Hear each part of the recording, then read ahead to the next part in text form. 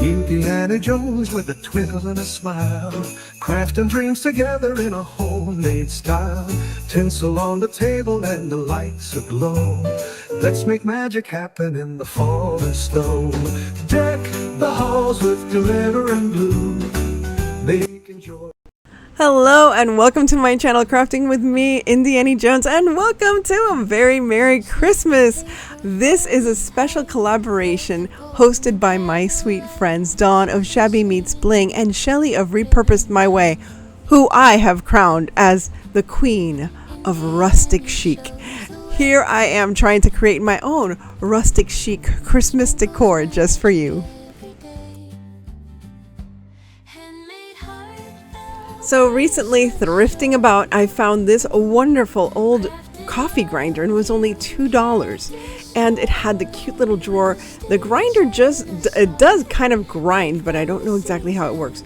Kuru was very curious about what this, sorry about that. I'm so sorry you saw a little bit of kitty butt, but here I am with my coffee grinder, and I thought it was absolutely perfect to create some rustic Christmas decor.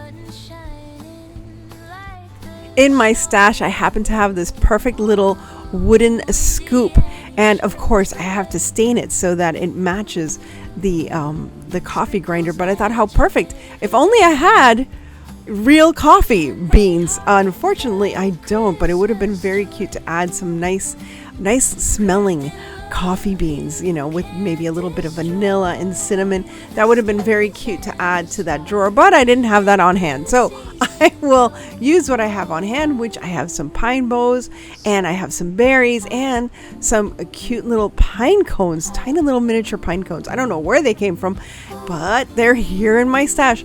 Don't you love it when you look at stuff that you find and you're like, where did that come from? Where did I get that? Who gave that to me? Because it's a combination of either something you bought, something that it was in a bag that you bought, or something that somebody gave you, or you always had and never even remembered where you left it last. But here I'm just filling in that little scoop with some pine garland, and it looks very real. I love this pine garland that I'm using. It's actually the one that you see sitting right behind. I had gotten this garland in one of those Michaels boxes, but half of it was like just, you know, in pieces. So one half was full and the other half didn't have anything. So whatever, or had barely anything. So whatever was left on that other half is what I am using in this decor. And I really love how nice these pine branches look authentic. I really like that. So here with some berries and some pine branches. And now for the top, for the mixer part, I thought it would be nice to create some pine garland there.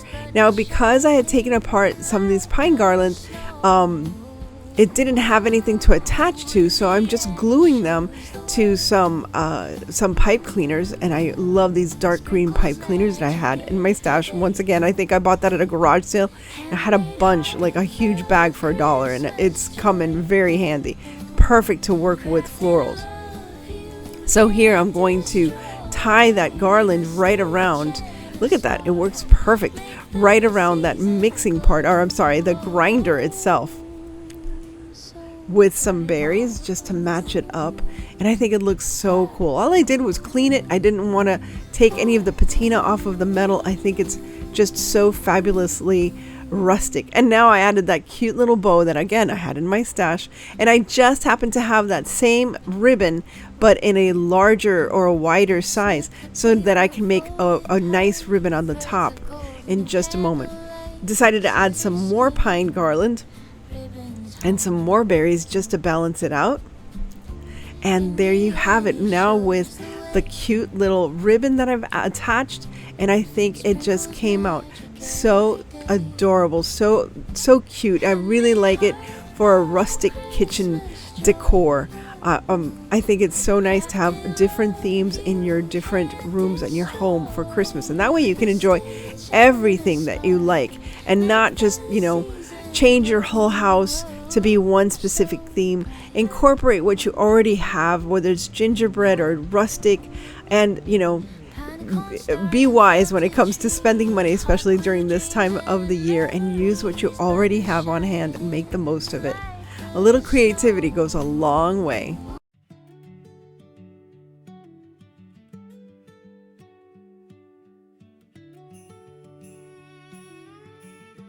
Now, if you go to any Christmas tree lot, you will find a bunch of these rounds just laying around. So pick them up for free with a few branches with a wonderful pine smell. And of course, as you can see there, what I'm going to do is build my own little snowman. I was trying different ways of trying to create it. I like this bigger, bulkier bottom for the snowman. I think it'll work out really cute with that bottom one as the base. I think it's just going to be perfect. Yes, I am using hot glue. I don't know of any other way to attach the snowman to the bottom of the snowman to this base, but I think it works fine. I didn't have any problems. It didn't like come apart. If you use anything else, if you use wood glue, I'm assuming you use wood glue with some hot glue just to keep it in place while you're working on it. But here I am just gluing the parts together to create our little snowman. You will notice the very top piece of the snowman has a little hole, but it's perfect because it's perfectly situated for a nose, and hopefully a carrot nose, or it could be a little branch, whatever you can find. Speaking of branches, I went outside and just scavenged around my yard and found some perfect little arm branches that are going to be adorable for this little snowman. And all I'm going to use once again is hot glue to attach those branches to the back of the snowman. Now, if you can't find any branches, you can also use some wood skewers that would make cute little arms. But I love the idea of these little branches with the little like tiny little finger branches coming off of it, because it does look like little fingers and it just matches this rustic aesthetic so perfectly. So do you have a primitive or a rustic aesthetic for your Christmas? I think it's a lovely look. I really, really love it. Now, I thought the most important thing of any snowman is to have a cute little face with a nice expressive eyes. There's something very special and very cute of snowmen that have expressive eyes on their faces. I think it's adorable. So here all I did was make the eyes with the white, of course, and now I'm just using the back of the paintbrush dipped in black paint, and that is going to become the pupils or the actual eyes of the little snowman. It's very easy to do and so much simpler than trying to do it with a paintbrush. I'm sure you've used this before to make dots, and if not, try it out, and once you do it, you'll never go trying to do it with an actual paintbrush. I'm also using the same technique to add the coal that's going to be his little mouth. Look at that, how cute he's turned out already. Now, I found a tiny little carrot, believe it or not, in my stash. I did have to cut off the bottom of the carrot because it was a little long, but it fit perfectly. Look at this. See, that's why you got to keep all those carrots from Easter, just to have carrots for your snowman. It's perfect. And look at this tiny little bird that was also in my stash. I wanted those eyes to be looking at something, and I thought it would be cute if a little bird had perched itself on this little snowman. Maybe I should put a little nest down there, but I think just being perched on the snowman's hand just like that is so cute on his, I guess, on the branch, which is, you know, it's his hand. I think it just looks so adorable. Now I need to add some more embellishments to Mr. Snowman here. What's next? Well, we can use a little scarf, and I had this wonderful plaid ribbon. I frayed it, and it's nice and rustic looking, and I'm just adding that around his neck. I think it adds a little bit of character to him, gluing that down so it doesn't move. And now I thought it would be cute to add some snowy branches, snowy pine branches, once again on the base. And all I'm doing is doing a little dry brush with the white paint to make it look like snow has fallen on these little branches. And I'm also going to add some red berries just to give it a little more life. And of course, if I have an extra one, it would be nice to add another pine cone. Now, I'm not sure if I have one. Maybe I can find one later in my stash, but I would like to add that. But definitely I want to add these snowy little crystallized berries. I think it'll just add a little pop of color right at the base of this cute little snowman. But you know what he's missing? I think what he really, really needs is a cute little hat. Using the same ribbon that I used for the scarf, I'm trying to devise a way that I can create a little, like a slouchy little, like a winter's hat. So it looks almost like it's, it's knitted or something. So all I did was I rolled up the ribbon one on top of the other, as you can see here, glued it on the inside so that it can stay together.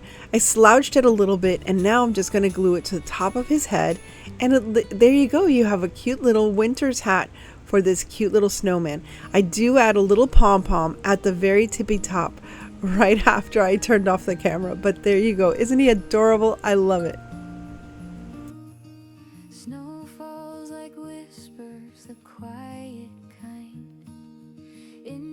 I found this at either the thrift store or the church bazaar, and I think it was just $1. It's in perfect condition, and I know many would just repaint over it, but I mean, this is a rustic look already. This is like a 1990s rustic primitive look, and I just can't cover that cute little snowman painting.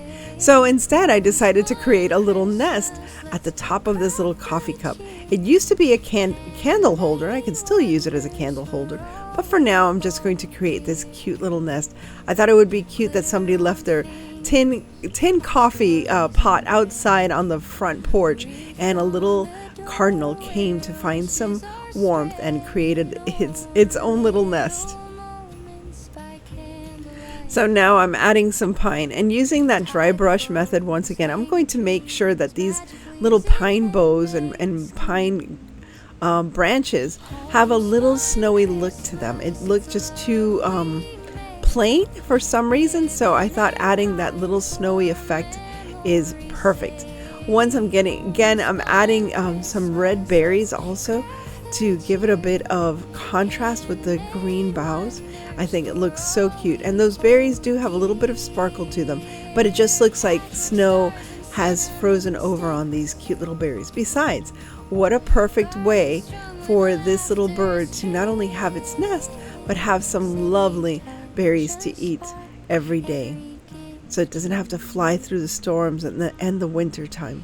I think this is coming out so cute. I really love this whole little primitive collection that I've created. And yes, you see a Planters fresh roasted peanuts tin right next to me. I didn't get around to creating that, but I'm definitely going to create it in assemblage. Now let's take a final look of all of these items for this rustic Christmas collaboration.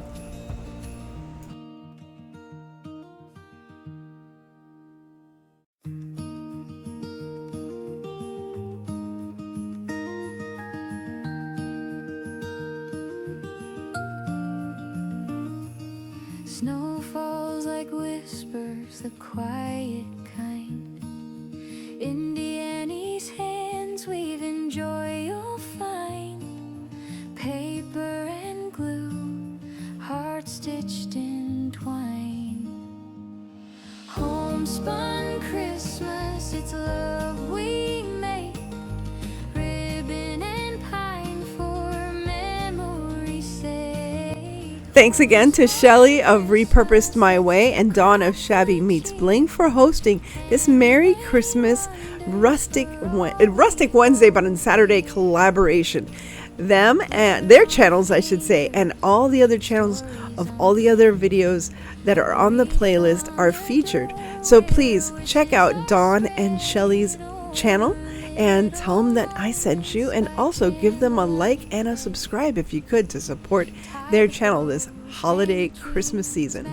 Thanks again for stopping by, and if you enjoyed this, please remember to like, share, and subscribe. But most importantly, remember to stay safe, be kind, God bless each and every one of you, and remember to live the adventure and come back for more Christmas and holiday decor just for you. See you again soon.